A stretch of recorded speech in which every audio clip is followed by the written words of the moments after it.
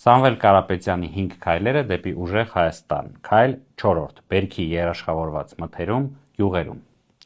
Սիրելի ընկերներ, մեզ մոտ գյուղատնտեսությունը ունի բազմաթիվ խնդիրներ։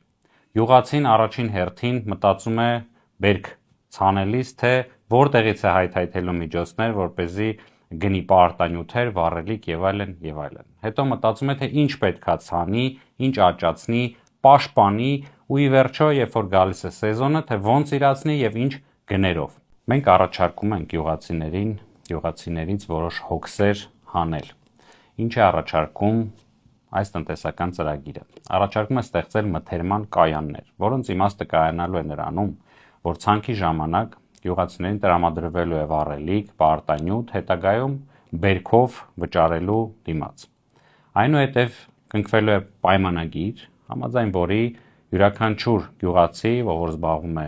գյուղատնտեսությամբ, վստահ լինի, որ ժամանակին կարողանալու է իրացնել իր աճեցրած բերքը ֆիքսված գներով, քանի որ մենք գիտենք շատ դեպքերում գները նվազում են, որոշ դեպքերում առաջանում է դեֆիցիտ, որոշ դեպքերում պրոֆիցիտ եւ անկայուն իրավիճակ է ստեղծում։ Այս ծրագիրը երաշխավորելու է գյուղացուն իր աճեցրած մթերքը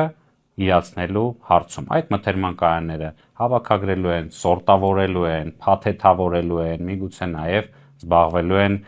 մաքսային ձևակերպումներով եւ ի վերջո արտահանմամբ եւ իրացմամբ վաճառքի հարցը այսուհետ գյուղացու հոգսերից հանելով։ 4-րդ քայլ. բերքի երաշխավորված մթերում, գյուղերում։